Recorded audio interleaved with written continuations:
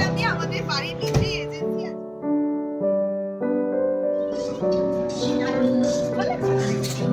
Hello everyone, আমি ইপসিতা আর আমার প্রবাসী জীবনের আরও একটি নতুন ব্লগে আপনাদের সকলকে জানাই অনেক অনেক ওয়েলকাম। কেমন আছেন সবাই? আশা করি সবাই খুব খুব ভালো আছেন। আমরাও খুব ভালো আছি। আর আজকে এখন ঘড়িতে বাজে ওই দুপুর 3টে মতো। অনেক দিন ধরেই একটা ব্লগ আপনাদের সাথে শেয়ার করব ভাবছিলাম, করে আর হয়ে উঠছিল না। তো ভাবলাম আজকে এই বিষয়ে একটা ব্লগ বানানো যাক। থাম্বনেল দেখে তো বুঝেই গেছেন, আজ আমি বলতে চলেছি ইতালিতে বাড়ি ভাড়া নিতে বা বাড়ি কিনতে কেমন কি দাম পড়ে। তো চলুন ব্লগটা আমার এই বাগানের ফুলগুলো দেখতে দেখতে শুরু করা যাক। এই ফুলটার আমি নামটা না খুব একটা ভালো জানি না, কিন্তু এক গাছ ফুল ফুটে থাকে জানেন। দেখছেন ফুলের ভারে সমস্ত গাছের ডালগুলো একদম ভেঙে পড়ার জোগাড়। এক একটা জায়গায় প্রায় 4-5টা করে ফুল ফুটেছে। আর এই দিকেও বেশ সুন্দর দেখছি একটা ছোট্ট গাছে মিষ্টি রজনীগন্ধার মতো কিছু ফুল ফুটেছে। এই ফুলগুলো না বেশিরভাগ নামই আমার ঠিকঠাক জানা নেই। তো চলুন এবার ভিডিওটা শুরু করা যাক। আর প্রথমে শুরু করি এখানে বাড়ি কিনতে কেমন কি খরচা পড়ে সেটা দিয়ে। আর আপনাদের আমাদের বাড়ির নিচেও নিয়ে যাব, ওখানে একটা এজেন্সি আছে যেখান থেকেই আমরা বাড়ি ভাড়াও নিয়েছিলাম। ছাদে একটু বসেছিলাম, তো ভাবলাম আপনাদের সাথে যখন এই বাড়ি সংক্রান্ত ব্যাপারে কথা বলছি, তখন ইতালিতে যে ঘর ভাড়া দেওয়া হয় বা বাড়ি বিক্রি করা হয়, সেই এজেন্সি আমাদের একটা ঠিক অ্যাপার্টমেন্টের নিচে, মানে এই বিল্ডিংটার নিচেই আছে। তো চলুন সেখানেও যাব। ভাবছি আমরা যেখান থেকে এই বাড়িটা রেন্ট নিয়েছি সেখানকার একটা জায়গাও আছে, সেটাও আপনাদের সাথে শেয়ার করব যে সেখানে কেমন প্রাইস, বা আমাদের বিল্ডিং এর নিচে যে বাড়িগুলোর অ্যাড আছে সেগুলোর কেমন প্রাইস। তো চলুন সেগুলো একটু দেখে আসি। তো প্রথমেই বলে রাখি, আমরা থাকি ইতালির জেনোভা শহরে। মিলান থেকে ওই 2 ঘন্টার মতো রাস্তা। আর সেই জন্য এখানকার প্রাইসের সাথে রোম বা মিলানের প্রাইসের একটু তারতম্য হতেই পারে, বাট খুব বেশি হয়তো হবে না। তো এখন তো নিচে চলে এসেছি, আর ব্লগটা অবশ্যই শেষ পর্যন্ত দেখতে থাকুন। তো আপনাদের তো বলছিলাম যে আমাদের বাড়ির নিচেই এজেন্সি আছে।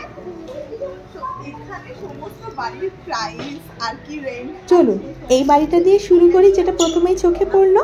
আর এই বাড়িটার দাম দেখাচ্ছে ওই 67,000 ইউরো মতো। আমাদের ইন্ডিয়ান প্রাইসে ধরতে গেলে ওই 65 লক্ষ মতো। আর এখানে লেখা আছে 5টা রুম। আমার মনে হয় 5টা রুম ওই ব্যালকনি, ঘর, hall room, kitchen room, bathroom সমস্ত নিয়েই বলছে। আর এই যে এখানে আছে তারও কম, ওই আমাদের ইন্ডিয়ার টাকায় ওই ধরুন ওই 58 লাখ মতো। এই ঘরটার প্রাইসটা অনেকটাই বেশি। এখানে বলছে 1,30,000, মানে ওই আমাদের ওখানে 1 কোটি টাকার বেশি। পরপর দুটো ঘরেরই প্রাইস ওই সেমই দেখাচ্ছে। মানে ধরুন ওই জায়গা বিশেষে এখানে কিন্তু বাড়ির দামটা নির্ধারিত হয়। যে বাড়িটা যেমন লোকেশনে সেই বাড়িটার দাম তত বেশি। এই বাড়িটা যেমন দেখছেন 1,60 মতো, আমাদের টাকায় ধরতে গেলে ওই ধরুন 1.5 কোটি টাকা মতো। আর এখানকার বেশিরভাগ বাড়িগুলোই চোখে পড়ছে যেগুলো একটু মেন শহরের দিকে 1 কোটির ওপরে। আমাদের ইন্ডিয়াতেও মনে হয় বাড়ির যা প্রাইস বেড়েছে, তো সমস্ত বাড়ির প্রাইসই হয়তো সেরকমই দেখাবে।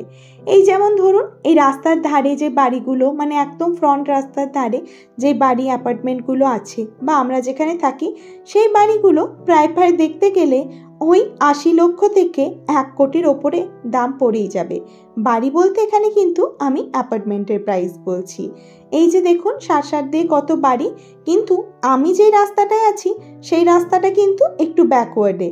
তো সেক্ষেত্রে এই রাস্তাতে বাড়ির প্রাইসটা একটু কমই হতে পারে। তো চলুন আজকে অনেক দিন পর শপিং মলে শপিং করতে যাচ্ছি। বাসে উঠে যাই, তারপরে আপনাদের সাথে আবারও কথা হচ্ছে।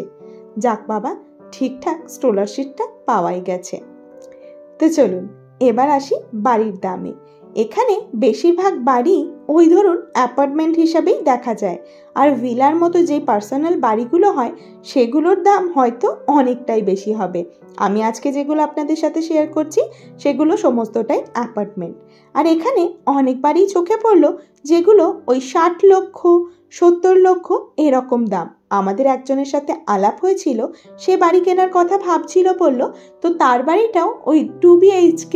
তো সেখানেও উনি বলছিলেন ওনার ওই 80 লক্ষ মতো টাকা পড়েই যায়।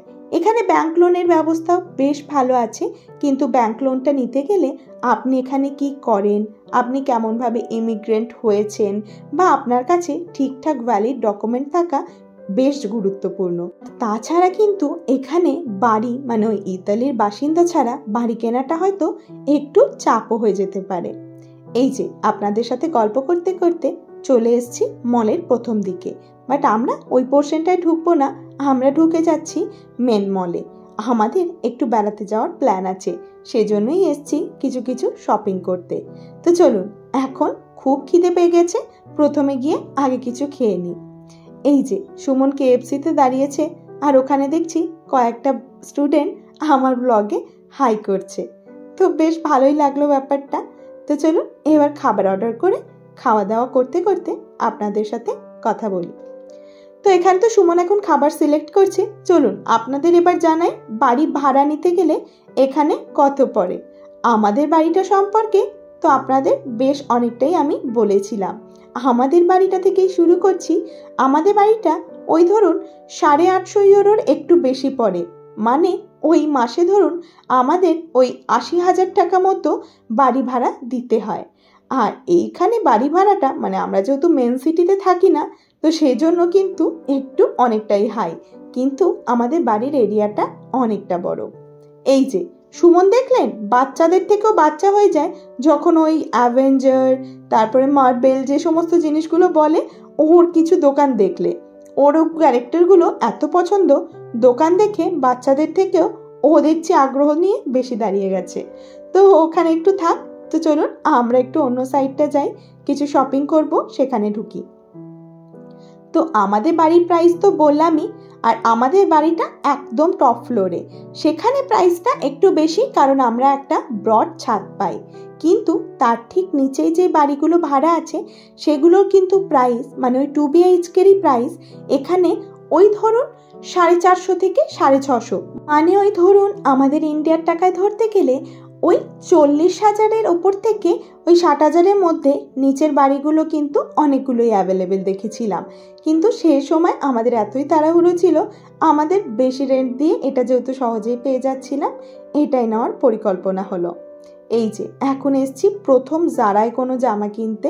আমি এখান থেকে কখনো কোনো শপিং করিনি, বাট সুমন বলল এখান থেকে আমার এই ড্রেসটা নিতে, ওর নাকি বেশ ভালো লাগছে। তো সেই জন্যই ভাবলাম ওকে প্রথমে দেখাই কেমন লাগছে, ও যদি বলে ঠিকঠাক লাগছে তাহলে এটা নেওয়া যেতেই পারে। তো চলুন এবার আসি অন্য দিকে, মানে ওই মেন শহরে যেখানে মানে একদম সেন্টার পয়েন্ট, সেই জায়গাগুলোয় বাড়ি ভাড়ায় কত দাম। ওখানে আমাদের একটা ফ্রেন্ড বা চেনা জানা একজন আছে, সে থাকে, সে বলছিল ওখান থেকে নাকি ওর বাড়ি ভাড়া নিয়েছে, ওরটা 1 BHK হল আছে, কিন্তু ওর বাড়ি ভাড়াতে পড়ে গেছিল ওই 650, আর তার সাথে কিন্তু ইলেকট্রিসিটি জলের বিল এগুলো একদম ইনক্লুড নয়। আর 650 মানে ধরুন আমাদের ইন্ডিয়ার টাকায় 60,000-এর একটু বেশি। তো মেন সেন্টারের দিকে 2 BHK অ্যাপার্টমেন্টগুলোর হয়তো ওই 80,000 থেকে 1 লক্ষ টাকা মতো ভাড়া হয়েই যাবে। 2 BHK বলছি, 1 BHK নিতে গেলেও হয়তো 60 থেকে 80,000 টাকা মতো ভাড়া ওখানে পড়েই যায়। তো এই ভিডিওতে হয়তো আপনাদের আমি ইতালিতে বাড়ি ভাড়া কেমন আর জায়গা বিশেষে কতটা দামের তারতম্য ঘটে সেটা হয়তো একটু ধারণা দিতে পেরেছি। তো ভিডিওটা কেমন লাগলো আমাকে অবশ্যই জানিয়েন, ভালো লাগলে একটা লাইক করে দিন, আর আমার প্রবাসী জীবনের আরও অনেক ভিডিও দেখতে চ্যানেলটাকে সাবস্ক্রাইব করে দিন। দেখা হচ্ছে খুব শিগগিরই।